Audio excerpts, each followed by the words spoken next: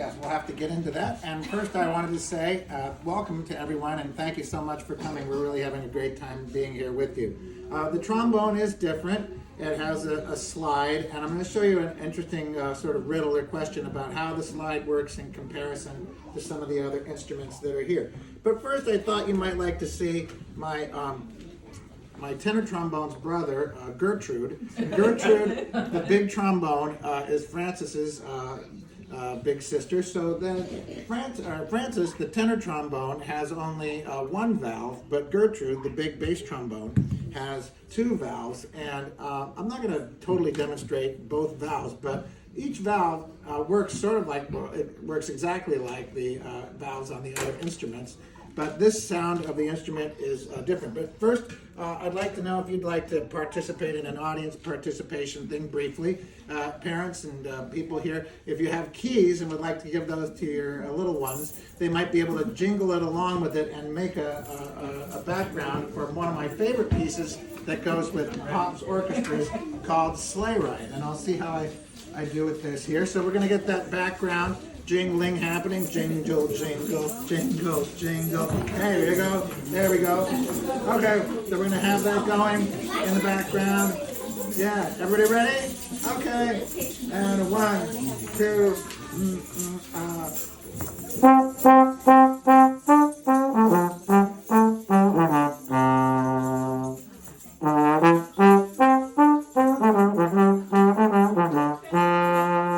Okay, keep it going. And now it's Gertrude's turn. And here goes Gertrude. It's just getting a little. Okay, 1, 2, 3.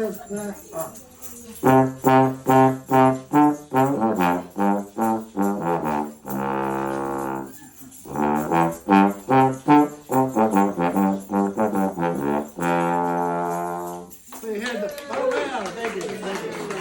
You hear the two different sounds and the two different instruments.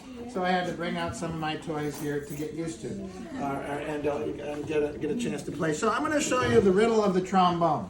Okay, so the trombone does have a slide, and everybody knows that that's different. But how am I doing this? I have a slide to change my sound. So just like we were talking about when kids are little and then they grow up to be adults, their voices usually get lower. So the smaller instruments like the piccolo trumpet get a higher sound, and the bigger instruments like the tuba and the trombone get lower sounds. So how am I making my sound change by doing this? I'm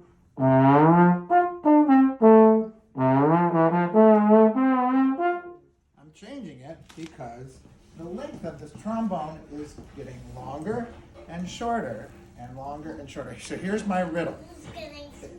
So if I change the sound by changing the length of the tube, what am I doing now? Because what's going to happen? Also making it smaller.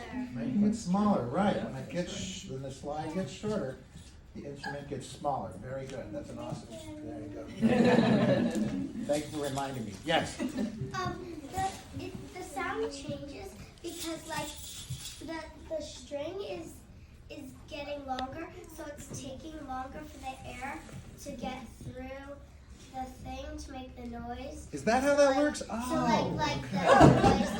the noise it's running out of noise.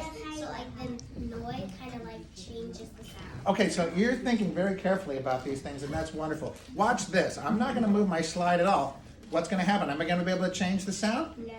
No? Let's see. What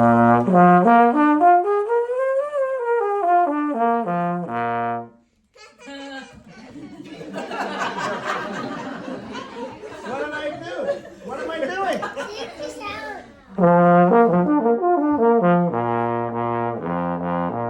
You're making different math pressures.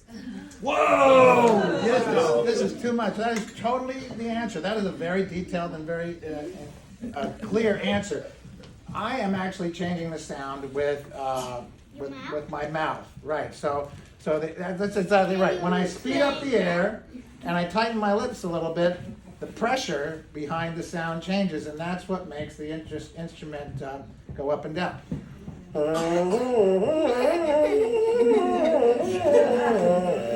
could do that all with my lips. And if there's anybody that ever has some time and you like to play around with computers, there's a great demonstration of how sound waves work with a browser-based website called Chrome Music Lab. And if you go to the one that has lines that look like sound waves, you can see how the overtone series on a brass instrument works, because each time it goes up, the sound gets divided up into certain frequencies. So that higher up you go, the sounds get closer together. The ones at the bottom are farther apart, and the ones up top are different. So, any more questions? Because those were fantastic questions.